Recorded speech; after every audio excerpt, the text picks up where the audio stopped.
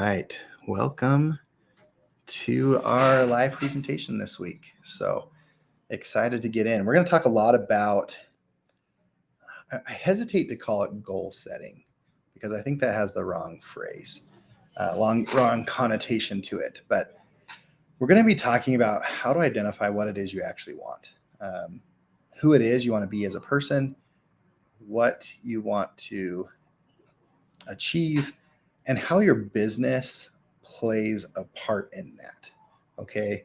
Um, and this is a lot harder to do than people think, right? Like it's really easy to set goals. And if you've done Traction or any of those other types of books, like I'm sure you've set it up in such a way that you've set 3-year goals or 1-year goals or 12-week goals, whatever, right? And you may or may not have had a whole lot of success with that. So we're going to get started here in just like 1 minute. So as you're rolling in, come in, say hi. But I also want to kind of hear, where are you at with this? Like, have you had success with setting and achieving goals? And what do you think has been your biggest hurdle in setting and achieving goals? So those comments are live as always. I'm going to make sure everything is running properly. It looks like I've got one. As I do it, I've got this software that projects it to everything, right? And there's one medium that it's not showing up on. So let me get that going really quick. Get clear on exactly what you want and make it happen.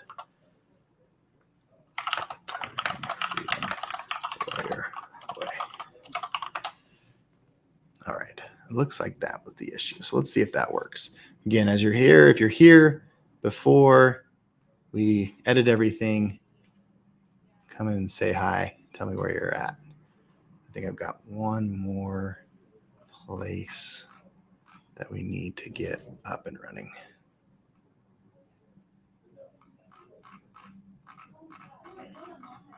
Okay. It says we've been live for 17 seconds, but I'm not seeing it. So let me check one more thing. There we go. Okay. Now it's up. Awesome. All right. And we've got a viewer, so it's working now. Okay. Well, we are then going to get started right away. I'm going to edit everything out that we've just talked about and start clean right now. So, hey, Time Freedom Lawyers. This is Chris Guyman, and today we are going to be talking about what it is you actually want. I hesitate to call this goal setting. One, it's the wrong time of year. Everybody wants to set goals in January. But two, goal setting doesn't quite reflect what it is we're actually talking about today. And that's why in a lot of my materials and coaching materials and stuff, I call this a motive statement. So because motive is like kind of what motivates you to take action, right? And if you've ever done any of those books before, like Traction or the 12-week year or any of those business self-help books, they probably told you to set goals, set long-term goals, short-term goals, why statements. Start with Why by Simon Sinek, right? And then it boils down into a 12-week action plan.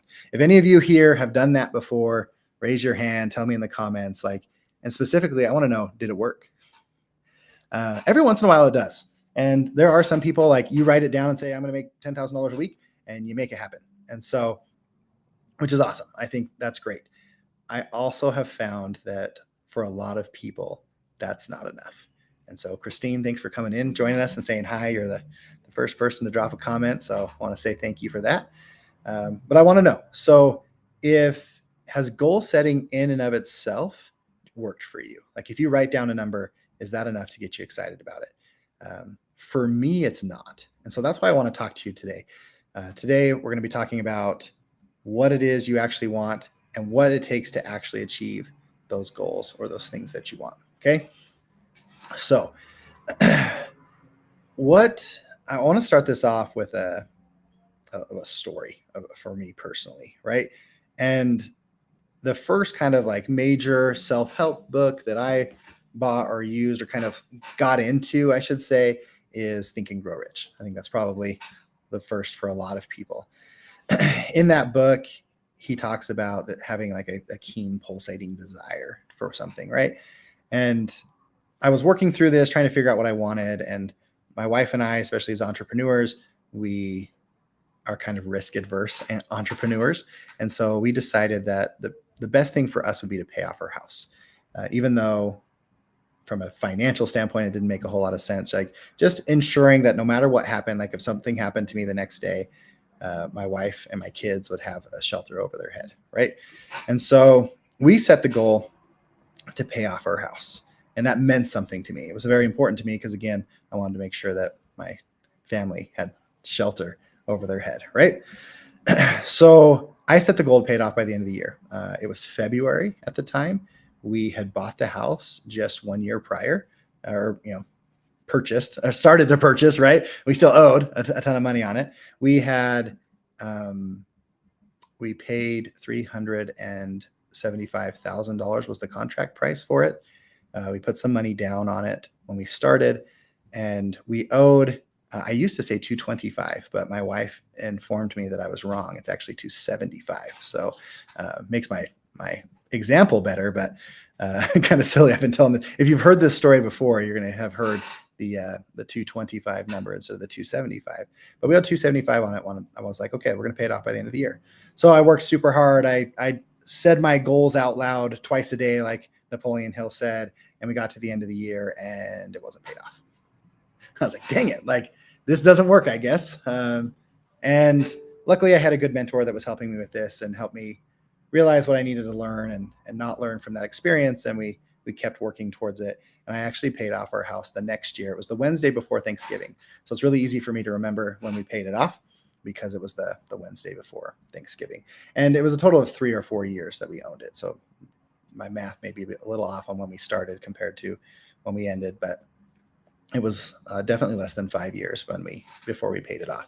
We bought it in July, so it's going to be a half year mark there, right? So I'm sure there's plenty of people who've made a lot more money than I have during that period of time and can pay things off a lot faster than I could. But for me, that was a lot of money at the time. And it kind of like finally hit me what it took to achieve a goal. What also hit me when that was over, I probably had one of the most depressed periods of my life because I had achieved what I wanted and I didn't know what I wanted next. And so I just kind of coasted. It was the end of the year, right? We already take the last 2 weeks off in December as an office. So it didn't make sense for me to set some new goals at that time. And so I just kind of coasted for about 6 weeks. And again, that was one of the most depressed periods of my life. From the outside of the world, people would think that should be the happiest time of your life, right? Like I had no debt whatsoever. My firm was making really good money. This is the time in my life where I talk about playing like 20 to 30 hours of video games a week at work. It was a slower season and I didn't have anything to do. And I always thought the goal was to work less, right? And so I was working less. I was making good money and I was working less, like what everybody thinks that they want. And I was miserable. And so it was after that period in time that I said, you know what? I need more for myself. And it can't just be a dollar amount or a goal that I achieve in 12 weeks or a year or 10 years, right? Like there needs to be a purpose behind it. There needs to be a motive behind it. And so that's when I went in and created what I now call that motive statement. And I'm going to show it to you guys here in a little bit if my software will let me. If not, I'll share it with you. That's probably going to be the better way to do it. And as I created that, like it was really an impactful thing for me early on in my career to have these motive statements and to help people with that.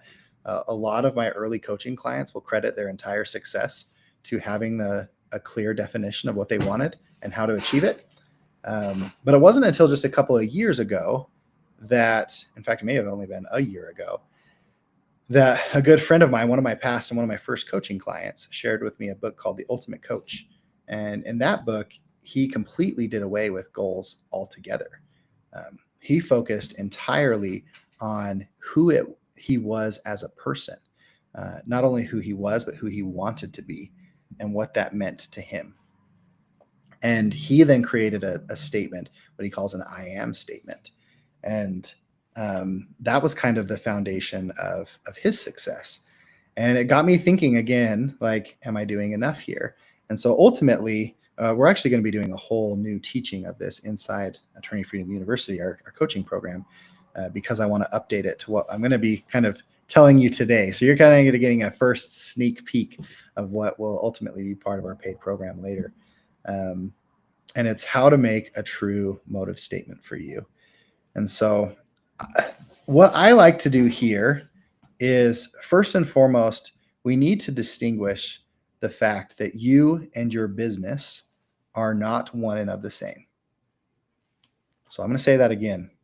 You and your business are not one and of the same. You as a person should have a motive, should have a goal, should have a why statement, whatever you want to call it. And then you need to do a lot of pondering and thinking about how your business plays a part in that bigger picture. And again, I don't want your business to be the only part of this picture. I want it to be a portion of it. It's a tool that we use to help us achieve our goals. For some people, it may just be a stream of income. So Tim Ferriss, in his book, The 4-Hour Workweek, he talks about creating a muse, which is effectively just a stream of income that allows you to do what you want to do. That's what I first started. I had to get clear. I thought what I wanted to do was play a bunch of video games. That's when I was miserable. But I created a muse initially, right? Maybe that's the purpose of your business. For some of my coaching clients, it is. I've got a mom that homeschools her 7 children. Her business is designed in such a way that allows her to homeschool her 5 children. And she makes a lot less money than she could have if she was working full-time doing that. And that's okay, because what's most important to her is homeschooling her 5 children. I have another coaching client that got really passionate about real estate investing. So again, he used his law firm as a way to generate cash flow so that he could support his family, one, and so that he would have enough money to dump into real estate investment. Last time I talked, he had a couple hundred doors that he was either an owner or part owner on. Other people love what they do, right? Craig Goldenfarb, he's a PI attorney down in Florida, and he makes, honestly, approximately 9 figures. I don't know his exact income, but it is pretty near 9 figures. He has more than enough money. I feel confident saying he has over $100 million because he said so on one of my Facebook posts. So whether that's true or not, I don't know, but I want to use it as an example either way. If someone has over $100 million, why do they go to work the next day? Right? It's not like they need money. Like, how much more money do you really need? Yet he goes to work every single day. Donald Miller goes to work every single day. Dan Martell, Alex Hormozi, these people, they have hundreds of millions of dollars and they go to work again because they love what they do. They love the impact that they make. So there's no right or wrong answer here. For me personally, I got burned out with my family law practice and I loved running businesses. And so I used my law firm to help me create a coaching business. It gave me the stream of income and the time I needed so that I could create a coaching business. Funny enough, when I scaled back how many cases I was taking, I ended up falling in love with my family law practice again. And so I'm one of those weird people that now have 2 businesses that I love. I love practicing law and I love coaching. Could I make a lot more money if I went all in on one of these practices? Absolutely. But I have enough. And one of the most powerful things that I think you can learn is, when is enough? When is enough time enough? When is enough money enough? When do you have the right balance for you? And that's not going to be the same today as it was tomorrow. And that's okay. We're going to constantly be improving this. But I want you, big picture wise, we haven't even talked about actually creating the motive statement yet. But I want these big pictures to kind of come into focus before we start. So when I first started practicing, my goal was $10,000 a month. I wanted $10,000 a month of income. I thought that was all I would ever need. And when I got there, that was enough for me. I started scaling back how much time I spent on the firm because I wanted to do other things. Later, the things that I wanted to do costed more money. And so I had to get more money. So again, I ramped up how much income I made so that I could meet my other goals. And I realized as I've been growing and improving that sometimes I do need more money to have a bigger impact. And so I go and make more money. And it's a constant game, right? Of balancing how much money you want and how much time you need and how much energy you need to achieve what you want. And when you hit one goal, you're going to go to the next. So the purpose of creating a motive statement is to really help you be clear on this so that you know what actions to take. You know when it's time to make more money. You know when it's time to step back from making money and take more time. For me, my number one goal is that when my children are not in school, that if they want to, we can do something together. So I consider one of the biggest wins I've had in the last 12 weeks was the fact that yesterday I was working from home. My kids were at school and I got a lot done. I do Tuesdays are my coaching days. So we did 2.5 hours of Q&A and coaching in the morning. I went to lunch with my wife right after that. And every Tuesday we do a lunch date together. And then I spent the afternoon working from home. And my son got home and our house assistant was there to do some laundry and cleaning. And she read to him because he loves reading with her. My daughter came home shortly thereafter and she wanted to read a book with me. Normally she would read it with her house assistant, but she wanted to read with me. And I consider one of the biggest wins in my career is the fact that I could take my hands off the keyboard and say, let's do it. So we went over to the rocking chair. We rocked. We read the book. We read 3 books. We read half of 3 books because she's 4 and doesn't have the attention span to finish a single book. But great. That's what I wanted. And then guess what? I was locked in on that project that I'd been doing. I couldn't turn it off in my brain. So after we put the kids to bed, I said to my wife, I'm like, hey, babe, I am not going to be able to sleep tonight if I can't get what's in here out of here and onto the page. And so I went back to the computer and I worked until late into the night, finishing up that project. That to me is a win. I love what I do. And so it no longer is something I have to do. It's something I want to do. And I'm able to prioritize the things that are most important to me, which right now with young children is spending as much time with them as I can because they're only going to be little for so long. So that's it, right? So how do we do that? Hopefully that's a big idea. You've been thinking about this for a while. Now the question is how? How do we actually create a motive statement that's useful? And so what I consider a motive statement, that is where you take all of these desires and wishes that you have and you put them on paper and you use them as a tool. You use this paper, you use this instrument that we're going to create as a tool to help them stay front of mind. We have so many distractions in this life. And with those distractions, if we're not intentional with where our thoughts are going, they won't go to the right things. So I truly believe that what Napoleon Hill says in Think and Grow Rich, that what you focus on is what you achieve. And you can achieve anything you want in this life. And infinite intelligence, God, whatever you want to call it, I believe that God will give you anything that you're willing to work towards. It's just a question of if you're willing to do the work, and making sure that it makes sense for you. So we start with a nice big picture.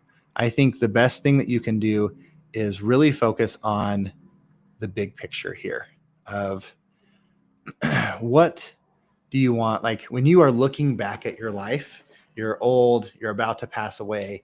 What is it that you want to say you have done? There's a lot of different ways that I like to ask this question to kind of get this out. And the best thing that I have found is to ask these questions and just talk out loud for a while. So there's plenty of audio recording apps. What I have found to be the most effective way for me is there's a Fathom note taker. It's free. It links up to Zoom. So I use Zoom all day, every day, I swear. So for me, I'll open up a Zoom sometimes with just me and Fathom, and I'll start talking. One of the reasons I like Fathom is 1, it's free. I don't like paying for things I don't have to. And 2, it creates a transcript when you're done. And so you don't have to pay some other software to create the transcript for you. I haven't had a whole lot of success with turning audio files into transcripts with ChatGPT yet. Theoretically can and sometimes can't do that. I don't understand, but Fathom's just been the best way for me. So what I like to do is I'll open up this recorder so I can just talk. If you want to type, if you want to write, handwriting is another really good way to get things from your mind onto paper. There's a lot of science behind how writing with a pen is a very good way of remembering and learning things. Typing is, funny enough, the least efficient way of producing information from your brain onto a page. So whatever works for you, though. If you want to type it, type it. If you want to write it, write it. If you want to speak it, speak it. But get some of these big prompts and then just talk about them, think about them. And start with those big pictures. Simple questions like, when I'm old and looking back on my life, what do I want to say I've accomplished? That's a fun question for me to ponder and think about. 10 years from now, 20 years from now, where do I want to be? When you set the timeline super far out, most people can then kind of break the chains of saying like, oh yeah, I want to make 10 million a year, or whatever the number is, right? And even though there's no way you're making 10 million this year, like if you put a 20-year goal on it, like it gives you permission to dream and dream big. And so ask yourself a couple of these questions. If you want to have help with this, like jump into ChatGPT and say, hey, like I'm trying to do, trying to find my why, like Simon Sinek says, or I'm trying to set these, these big picture goals of my life. Give me 10 questions that I could ponder and think about. So there's no magic on what these numbers, these statements are, but I like to look back. I like to also ask myself the question, if I had $100 million in the bank, what would I do with my time? Because if money was no longer the desire here, I had more than enough money to afford the lifestyle that I want to live, what would I do? And if you're, someone like Craig Goldenfarb, if you see this, Craig, you might have to put like $1 billion or 10 billion in your number, right? Alex Hormozy is probably going to have to say 100 billion on his. There's no right or wrong answer there. Again, the key here is to put a number so big that it's unimaginable for you. And then ask yourself, if I had that much money, how would I spend my time? And really just start writing this stuff down. What's most important to you? Like, would you travel all the time with your family? Just don't let money be the constraining factor here of what you want at the end of your life. You can have a financial goal here too. I'm not saying you shouldn't. I'm just saying really spend some time asking yourself what's most important and how that means, and get that stuff down in writing. Again, how I do that is I talk to Fathom, and then I'll have ChatGPT summarize what I've said, so I can kind of get all my thoughts into one cohesive statement, right? Start with the big questions first. Then there's a lot you can do here, okay? And I'm trying to think of how I teach this in just 5 minutes. There's a whole book, Find Your Why. So Simon Sinek wrote the book, Start With Why. And then he wrote a follow-up book, Find Your Why, where he then walks you through prompts on how to find your why. And he suggests that you have someone walk you through that. So lots of stuff you can do there. But for today's training, all I'm going to say is get some of these big picture questions, answer them, write it down, get really clear on what it is you want. I find that if you start with the really big questions first, we often get away from what we think people want for us to have. The biggest hurdle I find when I'm coaching people is the first round of goals that they write almost always are what they think they should want. So I spent a lot of time of my career saying how to get to $10,000 a week. And so a lot of people join the program and they're like, I want to make 10,000 a week. And they want to make 10,000 a week because I've told them they should want to make 10,000 a week. Well, maybe they don't want to make it. Maybe they want to make $5,000 a week. Maybe they want to make $20,000 a week. Just because I say that 10 is a good foundational point doesn't mean that's right for you. And we're actually changing some of our marketing messaging now because of that, because I don't want to skew people the wrong way. So 75% of the people I work with change their goals in the first 4 weeks. So even with my help learning how to do this, they change. So do this exercise, write the things down, and then do not be embarrassed if you change it. Like for the first at least month, if not 3 to 4 months, when if you decide that something on your page is not right, change it. Just straight up change it. If you're reviewing this a couple times a day and you don't like something, change it. And then within a couple of weeks, if not a couple of months, it'll be to where you're not changing it very frequently. It is what you want. And that's what I would say. So start big. Then for a goal and for desire to truly work for you, your goal does have to become a definite, achievable desire. So this needs to be measurable and it needs to be time constrained. So ultimately, I want you to get this boiled down into a short 12-week goal. There's a book called The 12-Week Year by Brian P. Moran. And that's probably my favorite book on this topic. It has a good summary of how to start with your why as well there, and boils it down to 12 weeks. I find that 12 weeks is long enough that you can achieve some incredible results, but short enough that you have to take action for all of the 12 weeks if you're actually going to hit your goal. So that for me is the right number. If you end up doing 6 weeks or 18 weeks, again, that's your call. If you're doing this for the first time, I would suggest 12 weeks and then seeing what works for you and refining it from there, right? Everything I teach, my biggest takeaway is always do what statistically evidence-based should work and test it for yourself.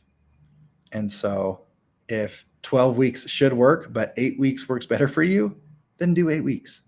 And if 16 weeks better for you, do 16 weeks. There's no right or wrong answer here, but we're going to make an educated guess first, right? If all the evidence says do 12 weeks, don't try 8 weeks first. That's silly, right? Don't wear your underwear on the outside of your pants just to be different, right? Like, let's try the things that work first. And then once we have data that says it's not working for you or there's something that works better for you, then you make the change. So we're going to take all this down. What I usually do here is I will start with like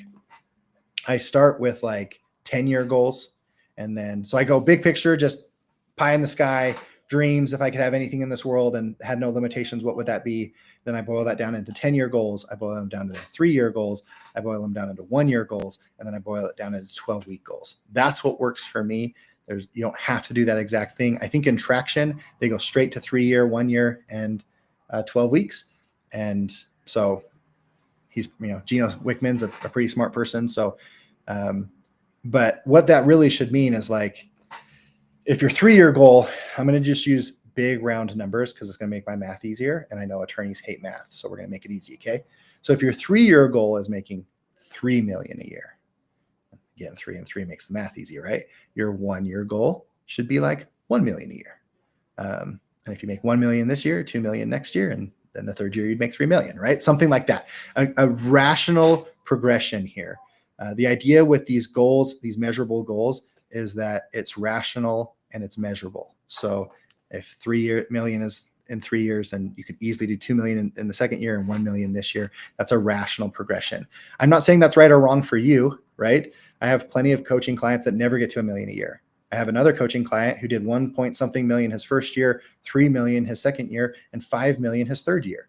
So he blew those numbers out of the water because that's what he wanted. So again, there's no right or wrong answer here. It's what's right or wrong for you. But boil those down. What I am going to say, though, is push yourself a little bit. If you're certain, like without extra effort, you can make $500,000 this year, don't set the goal of 500,000. Push yourself a little bit. You deserve more. And so push yourself to do more. Set the goal at 750,000. What I like to do is I like to hit last year's goal by September, by the end of the third quarter of the next year. That's been fun for me. Is that right? Is that wrong? I don't know. It's probably not a fast enough progression for some of the big gurus out there. But that's been fun for me. So I like to hit the last 12 months worth of goals in 9 months. Now, in all honesty, the last quarter of most years is our lowest quarter. We take the last 2 weeks of December completely off. And we also take off most of the Thanksgiving week as well. And I often take a vacation in there as well. So generally in the last quarter, I'm taking at least 4 weeks off. So I'm taking a full month off during that time. So it's not like I'm doing 25% more every single year. But it's what makes sense for me. That's been fun for me. Again, I'm also already at the financial stage where I want to be. And so I push myself because I think that if you're not growing, you're diminishing. But my number one focus when I'm doing these motive statements is the impact that I'm trying to make. How many people can I help? So when I first started coaching, the only coaching offer I had started at $10,000 and up, which is cool. It was a great way of me making a lot of money, but it also really limited how many people I could help. A lot of people, especially when they're first starting out in their practice, can't afford a $10,000 coaching program. And so we were able to, as a team, build out programs and deliverables that didn't require so much of my time and effort at a much smaller price. And that allowed me to help more people. It didn't necessarily help me make more money, but it allowed me to help more people. That's what was important to me at the time. So that's why I want you to see how this fits, right? Is sometimes your goals are going to be financial in nature because finances are what you need to hit your other goals. Once your financial situation's there, still grow, never stop growing. But you may start thinking about the impact and the other things that you have, whatever that makes most sense for you, right? There was one year that my wife and I had this sincere desire to travel every single week with our family. So, or not every single week, every single month. And we alternated every other month, whether it was a big or small trip. So 1 month, it would be a week-long trip. The other month, it was a long weekend trip, like a Friday, Saturday, Sunday, or maybe into Monday if it was a Monday holiday kind of idea, right? And we did that every single month. We did 6 week-long trips, and we did 6 long weekend trips, and a couple other little things sprinkled in there. That was our goal. Honestly, it was a little miserable. My kids, I think, were a little too young for that much traveling, and so we refined that goal the next year. But that was the goal. So obviously, when I'm traveling every single month, I did not grow as quickly as I could have with my business. And that's okay too. So I just want you to be really playing with this. The areas of your life that I want you to be considering when you're doing this. I have a list that I can't find. So I will find that list and I will share it with anybody. So if you comment wherever you see this, whether it's YouTube, Facebook, whatever, if you comment and ask me for the list, I'm going to send it to you. It's going to be the list of the areas of your life you should be considering. And there's also, there's Napoleon Hill wrote it's called like the 12 riches of life. So he's literally known for helping people make money. And the cool thing is if you get to know Napoleon Hill a little bit better, he said that when he's talking about rich, like Think and Grow Rich, he's talking about 12 areas of your life. The first one is sound physical health. The other one is one of the others is like a positive mental attitude. Achieving your goals was one of them. The 12th one was financial freedom. And so when I set my goals, I do the same thing. As I'm really thinking, I think of spiritual health is the first one for me, because my relationship with God is one of the most important things for me. And then my relationship with my family, starting with my wife and then with my kids. Those are the next most important things to me. And so those are the next goals I set. Financial freedom is a part of that list, and it's always going to be. And I spent a lot of time thinking about what that means for me, because initially it was paying off a house. Well, then it was like, hey, our local abuse shelter needs some extra help. I want to be able to help there, right? I have a good friend, his uncle donated millions of dollars to this local abuse shelter so that they could build some apartments because we had a housing crisis here in the Valley. I was like, I want to be able to do that. I can't do that right now, right? I don't have a couple extra $1 million laying around. So, but I set some financial goals that increased my financial wealth so that I could help with some of those types of things, right? And building it all together. So I will send you that list, the complete list, because I don't want to try to do it from memory. I'm sure I'll miss something and then be embarrassed. So giving you a teaser on what that list is, but you're going to send those. So ultimately, you're going to have a brain dump on what your why statement is. You're going to boil that down into 10-year or 3-year, 1-year, 12-week goals. And then you need to create a tool that helps you keep this front of mind. Okay. So when I first started doing this, I had the motive statement and it literally just had your goals and it would say by a specific date, I will earn and receive in my possession. And I had a specific money amount. Back then I did 3 goals. I had a financial goal, a personal development goal, and a fun goal. Um, and then, so I'd write that down and then I would say what I would give in exchange for receiving those things. So this is straight from Napoleon Hill's book. It's summarized to kind of apply to attorneys specifically, but in return, I will provide the highest possible quantity and best possible quality of services of which I am capable of rendering as an immigration attorney, a family law attorney, whatever. I had some subcategories there. I will help as many clients as are ready to take the next step, improve my law firm to be as efficient as possible by doing, and I give him my definite plan, and I am actively seeking a plan from Infinite Intelligence and will act on that plan once it is received. And sorry, it's my camera's right there, so I kind of have to duck around the camera to see that last sentence. So I would do a clear goal statement, and then I would do a clear I believe statement. Again, this is a summary I created based off of Think and Grow Rich, but I wrote, I believe that I will achieve this goal because my faith is so strong that I can see this money in my bank account. I can touch it with my hands. I can see the number on the scale. I would literally go through and write these things down. Like I can see, how my family would feel when they know that if something happens to me, that they'll always have a roof over their head. Right? Like I really paid some time with the emotional connection that I had with this money and why I believed I would achieve it. Again, this was my first version of it. It was all about money because Think and Grow Rich. That's what I was doing. And then I've since then improved it. So I can give you I'll give you a template to this. So Amy has already asked for the list. Anybody who asks for the list or the template, I'm going to send everything to all of you, whoever asks for any of it. And I'm going to go through it right now.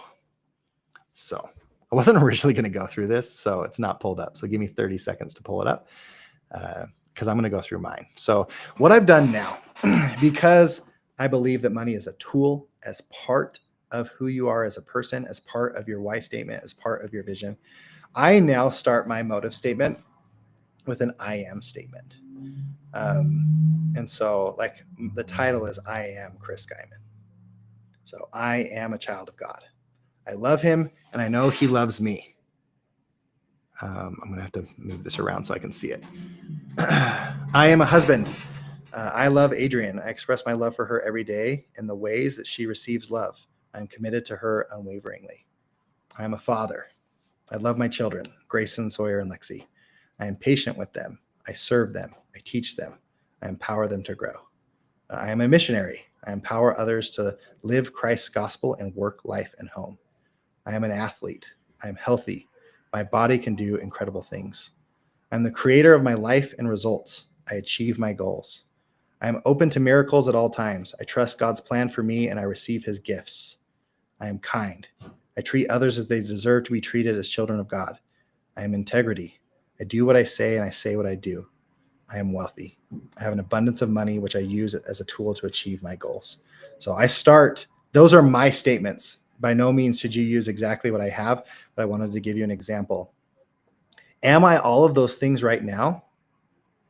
I hope so, but no, if I'm being honest, right? There's a reason some of those things, I put some of those things in there. Like I am patient with my children. I'm going to be honest. One of my biggest struggles is being patient with my children. I am an athlete. Okay. I play a lot of sports, but I can't always say that my body is healthy.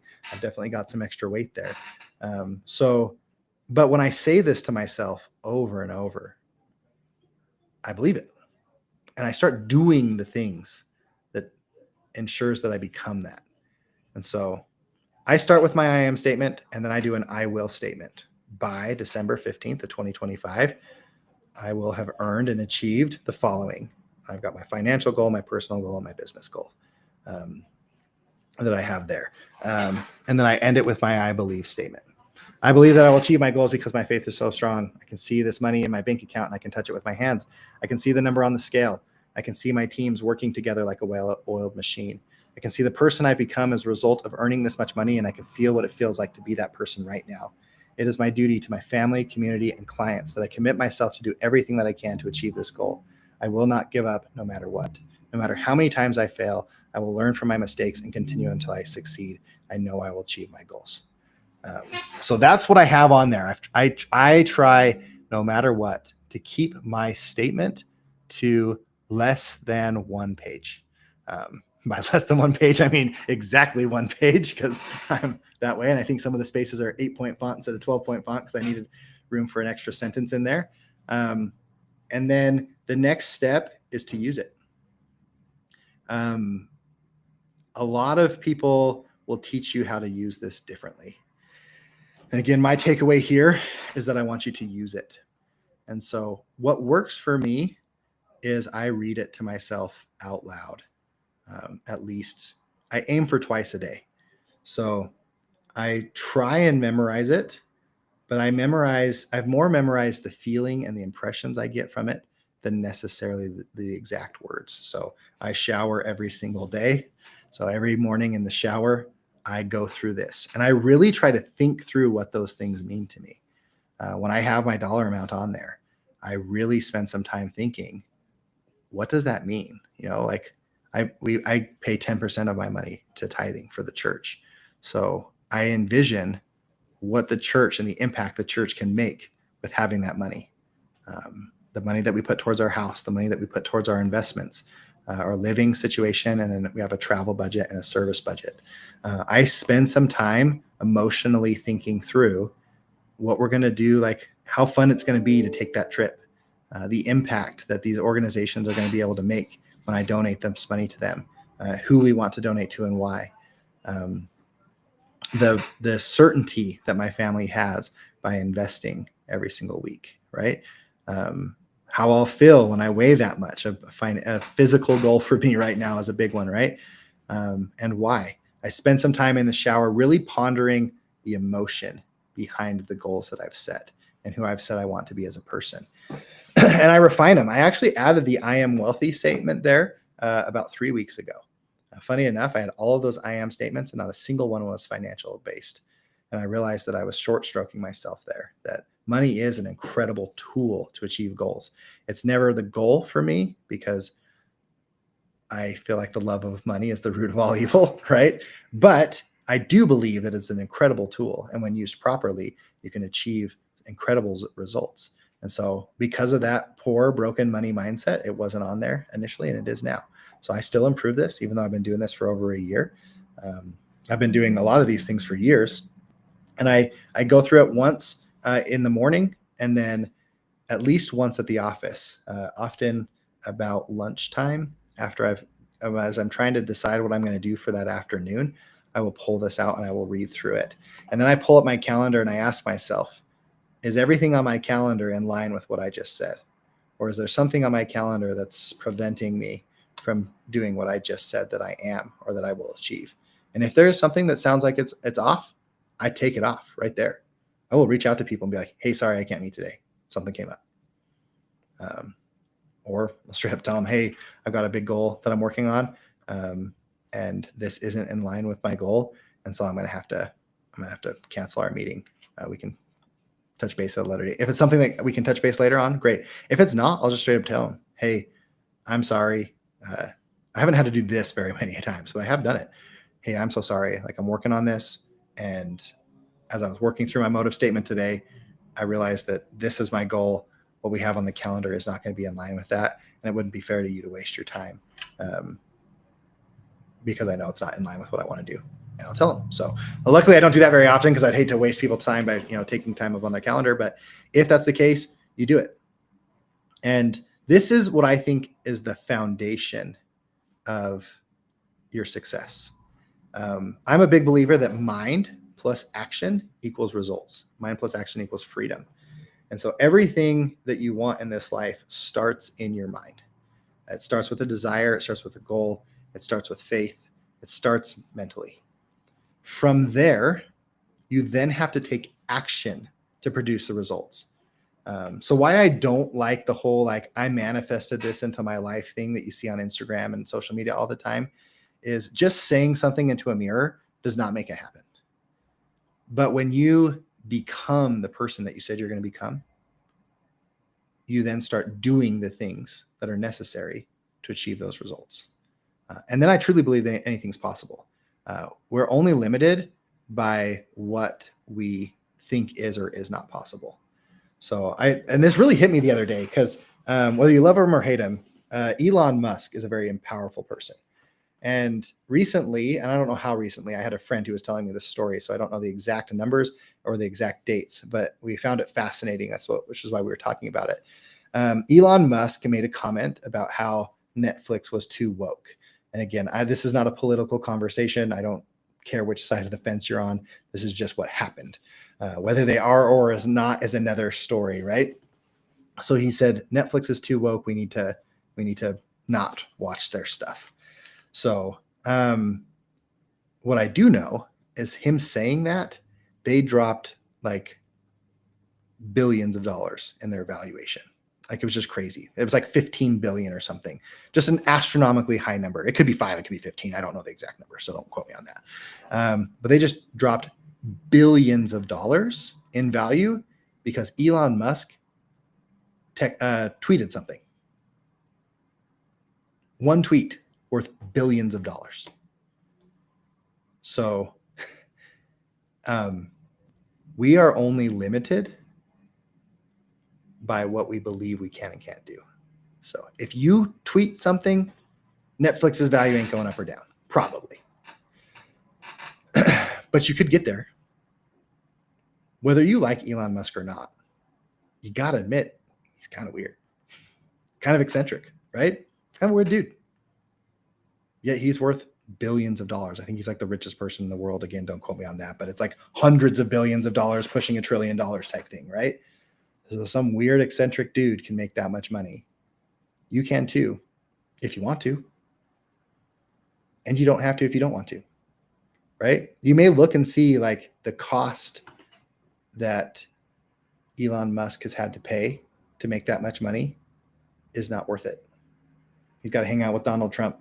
Maybe you like him, maybe you don't. If you like him, then maybe that's a cost you're willing to pay. If you don't like him, then maybe it's a cost you're not willing to pay, right? Again, I'm not going to say whether it's right or wrong. I'm just going to say, is it right or wrong for you? For Elon Musk, he wants to go to Mars. His number one goal is to put a person on Mars. And to do that, you have to have a crap ton of money. And so it's worth it to him because he's living his why. Your why may be different. And so, again, I want to go back to this past coaching client of mine. At the time, she had 5 children. Now she has 7. She homeschools her 5 kids, and her husband homeschools with her. Their entire family income comes from her estate planning practice. And she only works a couple hours a day. And last I heard, I want to say she was making like $250,000 a year. Because she was really efficient with it, she was able to keep a lot of that. So she was keeping about $150,000-$200,000 a year. Again, I don't know the exact numbers, so don't quote me on that, but it was enough. And one of my favorite conversations to date is when I was with her, and she was the first person that was in my $10,000 a week coaching program that didn't get to $10,000 a week. And it was because we were working and she just wasn't having a lot of success. And I helped her create a plan, and we did these things, and hey, you're going to do this. And, we touched base 2 weeks later to see if it had done it. And she did like 30% of what she said she was going to do. And I was like, gosh, dang it. Like, come on, girl, you got to do this if we're going to hit your goal. And she's like, hey, the most important thing I learned is that I don't want it. I don't want to make $10,000 a week. I know what it takes to make $10,000 a week. I have the plan and I know the plan works. I don't want to do that. It's not worth it to me because I can't homeschool my children the way I want to and do that plan. But I can modify that plan, make $5,000 a week instead of 10, and I can homeschool my kids the way I want to. And I can live off of that amount of money. So that's what I want. Is that okay? Of course it's okay, right? She was the first person, again, to not hit the $10,000 a week, and that's why I changed how I sold it from then on out. I said, hey, look, this plan will make you $10,000 a week, but at the end of the day, I don't care if you make $8,000 or $12,000 or whatever number it is, you get to pick the goal, you get to work towards it. I will help you create the plan to show you what it's going to take to achieve that goal, and then you can decide if you want to do that plan or not, right? I truly believe that everyone here today could make $100 million a year if they wanted to. The reason you're not is because you're not willing to pay the price that it would cost to do that. I truly believe that this past coaching client who makes 250 grand a year, give or take, and homeschools her 7 kids, she is richer than Alex Hormozi, who made 200 something million last year. Obviously, she doesn't have more money, but she's more in line with what she wants to be than anybody I've ever met. And that to me is wealth. And that to me is why we do these motive statements. So that's what I wanted to start on today. There's a whole lot more we can talk about this, and we're going to talk about it in later weeks. We're going to start doing these Facebook Lives once a month instead of once a week. That seems to be everyone's preference. And we'll go a little bit longer there and provide more resources since we're doing it once a month.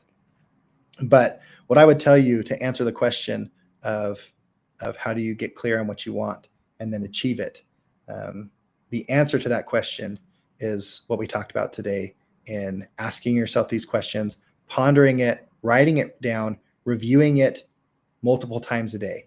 I prefer to ponder and speak out loud. I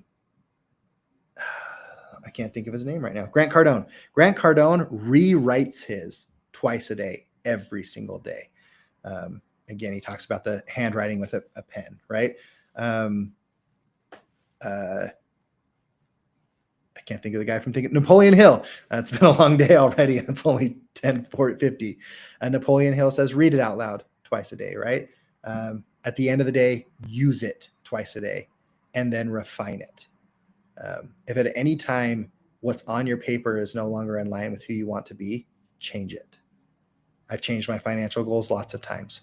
I've changed my I am statement much less, but I still improve it.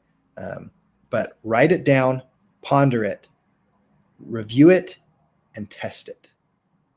And when it's not what's in line with you, change it. As you do that, within a couple of weeks, if not a couple of months, you will be clear on what you want. What I would suggest you do is take the first version and save it somewhere. And then, 4, 6, 12 weeks later, compare what you have now to what you originally wrote. I think you'll be blown away. You'll often under guess how much money you're capable of making and what you're capable of doing. So it's fun to kind of look back and be like, oh, wow, I can't believe that's what I thought was possible. And then with that in mind, then create a plan on how you're going to do it. That's why I say we boil them down to 12 weeks. And you can then say, okay, each of these 12 weeks, this is what I have to do. And if I do this 12 weeks in a row, I'll achieve my goal. Then you put that plan on your calendar and you execute it. Give yourself a lot of chance to review, plan, repeat. My whole coaching program's about that, right? But there's books out there as well. But as long as you take away that first you get super clear on what you want, and then you create a plan, and just like always, you write it down, you test it, you refine it. Within 12 weeks, you'll probably hit your 12-week goal, and you'll definitely, within a couple of cycles, be consistently hitting the goals you want. So that's what I got today. If there's any questions, I'd love to talk about them. I haven't seen any questions come in yet, so I'll give you guys a couple of minutes to put in a question here. And we're not going to do like some big call to action either. As me and my team, we were talking about this. We're like, I want this to be valuable to you. We're here to help whenever you want. We've got, like I said, a coaching program to help you, but that's not the purpose of these Facebook Lives. The purpose of these Facebook Lives is to give you information. I'm a big believer that I don't want to pay gate information. If you want something, then you want to learn something, it should be there for you. I think we're in the information age where most information is free anyways, right? The things we charge for, the things we get paid for is helping on the implementation side. So we'll be doing some big pushes like that soon to update that and make sure all of our information is available for free on different platforms. And then if you need help with the implementation, we're there for you, whether it's a community or something like that. So we're not doing big pitches like that anymore. We do have that big 12-week challenge, right? So if you're wanting help getting to that $10,000 a week initial baseline, we do have a 12-week challenge that's effectively free.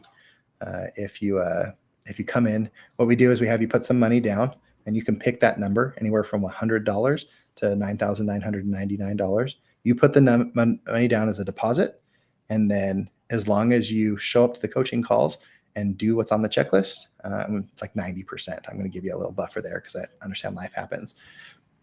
As long as you do those things, we give you your money back. So the challenge is effectively free. The money down was for the purpose of that was to ensure that you were bought in, right? I don't want people coming in. I'm not going to do all this work for free if you're not willing to do the work yourself. So if you have questions about that, be happy to answer it. That starts October 28th.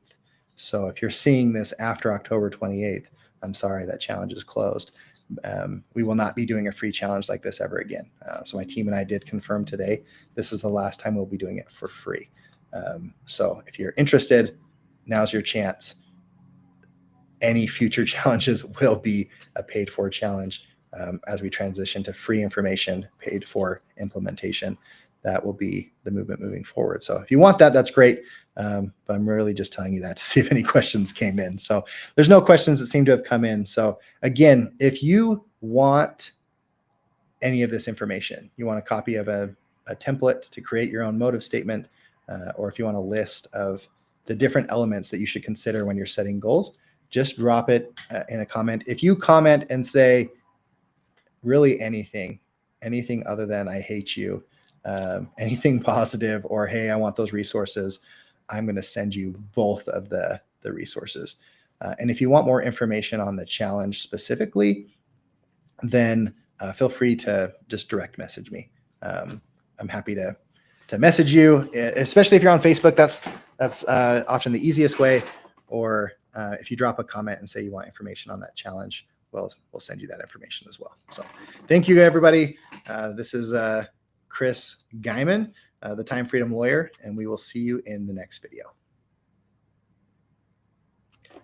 And as always, some of the other platforms take a little bit longer to catch up. So I'm watching them to see when those videos end. So if you're here live, I think it's YouTube that's the fastest. So every once in a while, you get to see a little bit extra. But for everyone else,